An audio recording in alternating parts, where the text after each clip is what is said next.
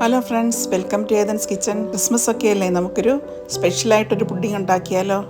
നമുക്ക് ബിസ്ക്കറ്റ് ഉപയോഗിച്ച് ഒരു സ്പെഷ്യലായിട്ടുള്ളൊരു ഡെസേർട്ട് ഉണ്ടാക്കാം. എങ്ങനെയാണ് ഉണ്ടാക്കുന്നത് നമുക്ക് നോക്കാം. ഇന്ന് ഞാൻ എടുത്തിരിക്കുന്നത് ആരോ റൂട്ടിൻ്റെ ബിസ്ക്കറ്റാണ്. ഞാനൊരു 20 എണ്ണമാണ് എടുത്തിരിക്കുന്നത്. നമുക്ക് എടുത്തിരിക്കുന്ന ബിസ്ക്കറ്റ് എല്ലാം കൂടെ ചെറിയ കഷ്ണങ്ങളാക്കി മുറിച്ച് ഒരു മിക്സിയുടെ ജാറിലിട്ട് പൊടിച്ചെടുക്കാം. നമ്മൾ പൊടിച്ചെടുത്ത ബിസ്ക്കറ്റ് ഒരു പാത്രത്തിലേക്ക് ഇട്ട് കൊടുക്കാം. ഇതിലേക്ക് ഒരു 50 ഗ്രാം മെൽറ്റഡ് ബട്ടർ ചേർത്ത് കൊടുക്കാം. എല്ലാം കൂടി നന്നായിട്ട് മിക്സ് ചെയ്തെടുക്കാം.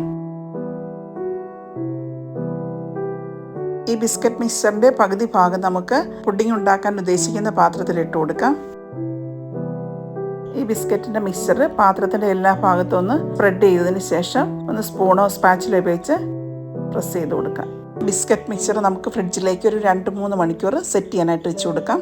ഇനി നമുക്ക് പുഡിംഗ് ഉണ്ടാക്കാം. അതിനായിട്ട് ഒരു 500 ml പാലാണ് ഞാൻ എടുത്തിരിക്കുന്നത്. ആ 500 ml പാലിൽ നിന്ന് നമുക്ക് ഒരു 3 ടേബിൾ സ്പൂൺ പാല് നമുക്ക് മാറ്റി വെക്കാം. ഇതിലേക്ക് നമുക്ക് 2 ടേബിൾ സ്പൂൺ കസ്റ്റാർഡ് പൗഡർ ചേർത്ത് കൊടുക്കാം. കസ്റ്റാർഡ് പൗഡറും പാലും കൂടി നന്നായിട്ട് മിക്സ് ചെയ്ത് മാറ്റി വെക്കാം. ഇനി ബാക്കി വരുന്ന പാല് തിളപ്പിക്കാനായിട്ട് വെക്കാം. ഇതിലേക്ക് 1/2 കപ്പ് പഞ്ചസാര ചേർത്ത് കൊടുക്കാം.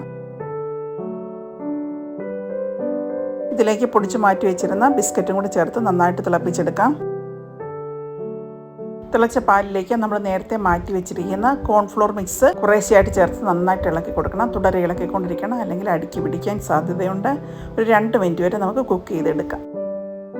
കസ്റ്റാർഡ് നിങ്ങളുടെ കയ്യിലില്ലെങ്കിൽ നിങ്ങൾക്കതിന് പകരമായിട്ട് 2 ടേബിൾ സ്പൂൺ കോൺഫ്ലോർ ചേർത്ത് കൊടുത്താലും മതി. കസ്റ്റാർഡ് നന്നായി കുക്കായി വന്നിട്ടുണ്ട്. ഇനി നമുക്ക് ചെറുതായിട്ടൊന്ന് തണുക്കാനായിട്ട് മാറ്റി വയ്ക്കാം. തണുത്തതിന് ശേഷം നേരത്തെ സെറ്റ് ചെയ്യാനായിട്ട് ഫ്രിഡ്ജിൽ വെച്ചിരുന്ന ബിസ്ക്കറ്റ് മിക്സിന് മുകളിലേക്ക് നമുക്ക് ഒഴിച്ചു കൊടുക്കാം. ഇനി നമുക്ക് 2 മണിക്കൂർ ഫ്രിഡ്ജിൽ സെറ്റ് ചെയ്യാനായിട്ട് മാറ്റി വയ്ക്കും. ഇതിന് മുകളിലായിട്ട് ഞാൻ ചോക്ലേറ്റിൻ്റെ ഗണാഷാണ് ഒഴിച്ചു കൊടുക്കുന്നത്. ഇത് ഓപ്ഷണലാണ്. നിങ്ങൾക്ക് ഇതിന് പകരമായിട്ട് നമുക്ക് ബിസ്ക്കറ്റ് പൊടി ചേർത്ത് കൊടുക്കാവുന്നതാണ്. സൈഡിൽ ബിസ്ക്കറ്റിൻ്റെ പൊടി ഉപയോഗിച്ച് നമുക്ക് ഗാർണിഷ് ചെയ്യാം.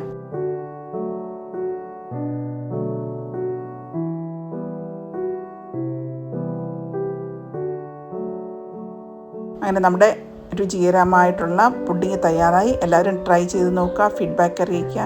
Thank you for watching.